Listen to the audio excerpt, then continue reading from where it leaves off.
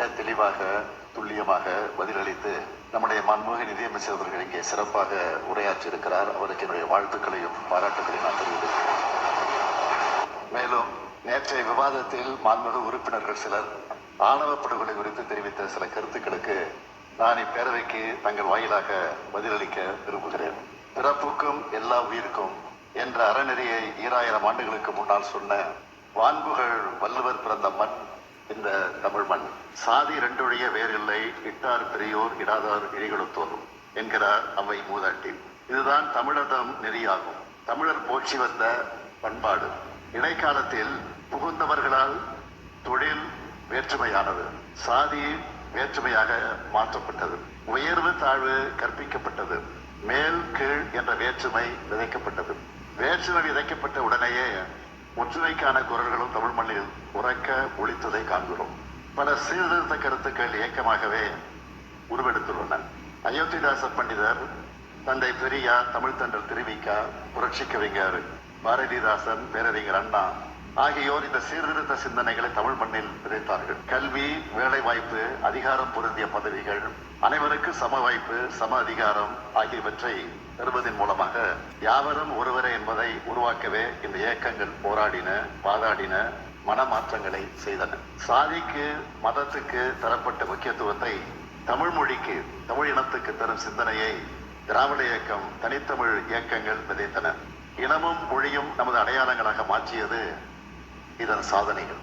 சீர்திருத்த கருத்துக்களை பரப்புரை செய்து வந்த அதே காலகட்டத்தில் அதற்கான சட்டங்களையும் திட்டங்களையும் கொண்டு வந்து சமூக சீர்திருத்த ஆட்சியை தமிழக தலைவர் கலைஞர் அவர்கள் நடத்தினார்கள். அதன் வழித்தடத்தில் திராவிட மாடல் ஆட்சியை நாங்கள் நெஞ்சை நிமிர்த்தி நடத்தி வருகிறோம்.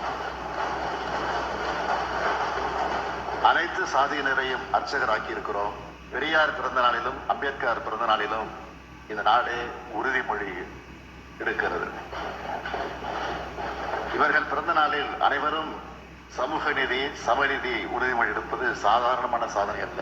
தமிழ்நாடு சட்டப்பேரவை இதே அவையில 29/4/2025 அன்று உரையாற்றிய போது ஆதிக்கத்தின் அடையாளமாகவும் தீண்டாமைக்கான குறியீடாகவும் வகை சொல்லாகவும் இருக்கக்கூடிய காலனி என்ற சொல்லை நீக்குவோம் என்று நான் அறிவித்தேன். பள்ளி, கல்லூரி விடுதிகளில் சாதி அடையாளங்கள் இருக்கக்கூடாது என்பதற்காக அவற்றை சமூக நீதி விடுதிகளாக பெயர் மாற்றி இருக்கிறோம். மாண்புமிகு பேரவைத் தலைவர் அவர்களே, மாண்புமிகு இந்திய பிரதமர் அவர்களை சமீபத்தில் நேரில் சந்தித்து முக்கியமான ஒரு கோரிக்கையை நான் வைத்தேன். ஆதி திராவிடர் மற்ற பழங்குடியின பட்டியலில் உள்ள சாதி பெயரில் இறுதி எழுத்தில் முடிவடையும் இன் என்பதற்கு பதிலாக இர் என விகுதி மாற்றம் செய்து அந்த சமூக மக்களுக்கு உரிய மரியாதை கிடைக்க வழி செய்யும் வண்ணம் ஒன்றிய அரசு உரிய சட்டம் இயற்ற விரைவில் நடவடிக்கை மேற்கொள்ள வேண்டும் என்பதுதான் அந்த கோரிக்கை. சமூக நீதி, சமத்துவம், சகோதரத்துவம், பொது உடைமை, பொது உரிமை, கல்வி உரிமை, அதிகார உரிமை ஆகிய கொள்கைகள் தான் வேற்றுமையை, பகைமையை விரட்டும். அதனைத்தான் நாங்கள் செய்து வருகிறோம். இதன் மூலமாகத்தான் சமத்துவம் கொண்ட சமுதாயத்தை உருவாக்க முடியும். ஆனால் இத்தகைய சூழலில் நாட்டில் நடைபெறும் சில சம்பவங்கள் நமது மனதை வேதனையடைய வைத்துள்ளன. இதற்காகவா நமது தலைவர்கள் போராடினார்கள்? நாம் போராடி வருகிறோம் என்ற வேதனை ஏற்படுகிறது. உலகம் அறிவுமயமாகி வருகிறது, ஆனால் அன்புமயமாவதை அது தடுக்கிறது என்பதுதான் இன்று சீர்திருத்த எண்ணம் கொண்டவர்களை வாட்டி வருகிறது.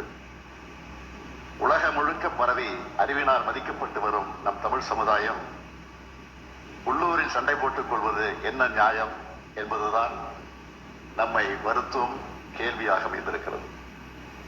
எதன் காரணமாகவும் ஒருவரை மற்றவர் கொள்வதை நாகரிக சமுதாயத்தால் ஏற்க முடியாது.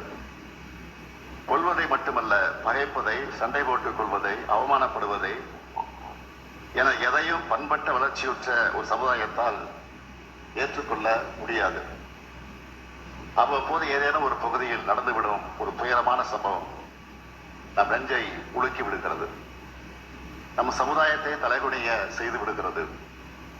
பெண்கள் தங்கள் எதிர்கால வாழ்க்கையே தாங்களே தீர்மானிக்கும் உரிமையை பறிக்கும் ஆணாதிக்கமும் இந்த இந்த குற்ற செயல்களுக்கு பின்னால் ஒளிந்திருக்கிறது. இதற்கு ஒரு முற்றுப்புள்ளி வைத்தாக வேண்டும். இந்த வேதனையைத்தான் நேற்றைய தினம் நமது உறுப்பினர்கள் பலரும் வெளிப்படுத்தி காட்டியிருக்கிறீர்கள். ஆணவ படுகொலை தடுக்க வேண்டும், எப்படியாவது தடுக்க வேண்டும் என்று கோரிக்கை வைத்தீர்கள். சமீபத்தில் செங்கல்பட்டு மாவட்டத்தில் திராவிடர் கழகத்தின் சார்பில் நடைபெற்ற சுயமரியாதை இயக்க நூற்றாண்டு விழா மாநாட்டில் திராவிடர் கழக தலைவர் மாண்புமிகு ஐயா ஆசிரியர் கே வீரமணி அவர்கள் தீர்மானமாக நிறைவேற்றி என்னிடத்தில் கொடுத்திருக்கிறார்கள். ஆணவ படுகொலைக்கு எதிராக கடுமையான நடவடிக்கை எடுப்பதோடு சமுதாய மாற்றத்தையும் ஏற்படுத்தி அதன் மூலம் இந்த அநீதியை தடுக்க வேண்டும் என்பது நம் அனைவரது ஆதங்கமாக இருக்கிறது. ஆணவ படுகொலை நடைபெறும் போது அது தொடர்பான வழக்குகள் அனைத்திலும் கடுமையான பிரிவுகள் பயன்படுத்தப்பட்டுள்ளன. ஆனால் இப்படுகொலைக்கு சாதி மட்டுமே காரணம் அல்ல, இன்னும் பல காரணங்களும் இருக்கின்றன.